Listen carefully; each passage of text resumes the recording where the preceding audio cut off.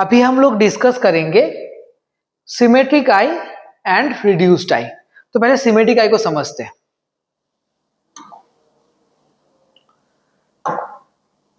Symmetric आई क्या है? आई का डिफरेंट डिफरेंट पॉइंट का हम लोग नोटेशन ले रहे हैं, उसको हम लोग सिमेट्रिक आई बोलते हैं। हमें पहले हम लोगों ने पढ़ चुके, ये जो एक्सिस है इसको हम लोग बोलते हैं ऑप्टिकल एक्सिस। ठीक है, फर्स्ट जो पॉइंट होता है, इस पॉइंट से इस पॉइंट को हम लोग बोलते हैं F1। मतलब F1 मतलब होता है फोकल पॉइंट 1 या प्राइमरी फोकल पॉइंट। ठीक है, कितना होता है इसका वैल्यू? फोकल पॉइंट 1 का वैल्यू होता है 15.7 mm। ठीक है, आई के अंदर में एक स्ट्रक्चर है जिसको बोलते हैं हम लोग लेंस, क्रिस्टलाइन लेंस है। उससे पहले और दो पॉइंट इसमें रहता है, इसको क्या बोला जाता है? एक पॉइंट है ये 1 पॉइंट, एक है पॉइंट 2, इसको बोलते हैं प्रिंसिपल पॉइंट 1, इसको बोलते हैं प्रिंसिपल पॉइंट 2। लेंस के यहाँ पे नोडल पॉइंट होता है, इसको बोलते हैं नोडल पॉइंट 1, इसको बोलते हैं नोडल पॉइंट 2। ठीक है, तो प्रिंसिपल पॉइंट का डिस्टेंस कितना होता है? सेंटर ऑफ द कॉर्निया से प्रिंसिपल पॉइंट का डिस्टेंस होता है 1.35। सेंटर ऑफ द कॉर्निया से प्रिंसिपल पॉइंट 2 का कितना डिस्टेंस होता है? 1.60। देखो ये P1 था 1.35, P2 1.60 एंड पहले से लेके यहां तक नोडल पॉइंट 1 का कितना डिस्टेंस होता है? 7.08 और नोडल पॉइंट 2 का डिस्टेंस होता है 7.33 mm। ठीक है, हमने देख लिया इस चीज को। तो फोकल पॉइंट का डिस्टेंस 1 कितना हुआ? 15.7 mm। ठीक है, प्रिंसिपल पॉइंट 1 का डिस्टेंस हुआ 1.35 mm, प्रिंसिपल पॉइंट 2 का डिस्टेंस 1.60 mm, नोडल पॉइंट 1 का डिस्टेंस हुआ 7.08 mm एंड नोडल पॉइंट 2 का डिस्टेंस हुआ 7.33 mm। ठीक है, इस सारा पॉइंट को हमें याद रखना है। एंड नेक्स्ट पॉइंट आता है हमारा posterior focal point F2। F2 कितना है? 24.4 mm। ये जो सारा वैल्यू है हमने पढ़ा, ये सिमेट्रिक आई का वैल्यू है, इसे हमें याद रखने का जरूरत है। क्यों याद रखने के वजह से? रीजन है कि हमें एग्जाम में डायरेक्टली पूछता है what is the value of nodal point 1 according to Gullstrand's schematic eye. तब हमें क्या लिखना पड़ेगा? 7.08। ठीक है, नोडल पॉइंट 2 का वैल्यू कितना है? 7.33 mm।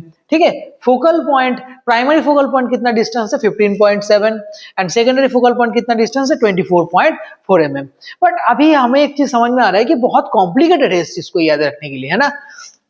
इसी रीजन के वजह से क्या कराया गया, नेक्स्ट एक साइंटिस्ट जिसका बोलते हैं लिस्टिंग, उन्होंने रिड्यूस्ड आई लॉन्च किया। अभी रिड्यूस्ड आई लॉन्च करने का रीजन क्या था? क्योंकि इसमें उतना ज्यादा कॉम्प्लिकेशन नहीं था, क्योंकि P एंड N हमें पहले क्या था, प्राइम ये था P1 P2 था, यहां पे सिर्फ P है, सेम है N1 एंड N2, ये दोनों को मिला के क्या बोला? N बोला, सिर्फ नोडल पॉइंट बोला गया। ठीक है, लिस्टिंग ने एक अच्छा काम किया क्या कि P1 और P2 के जगह में सिर्फ P को पकड़ा और N1 N2 के जगह में सिर्फ N को पकड़ा। P का वैल्यू कितना दिया? 1.5 mm और N का वैल्यू दे दिया 7.2 mm।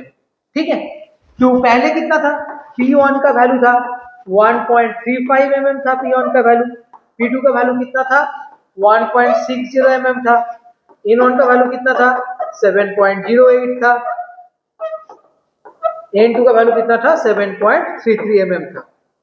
इसने क्या किया, ये दोनों को देख के लिस्टिंग ने सिर्फ P1 का वैल्यू दे दिया 1.5 mm, P का वैल्यू दे दिया और N का वैल्यू दे दिया 7.2 mm। आसान कर दिया उसने, बट बाकी सारा चीज को उन्होंने इक्वल रख दिया।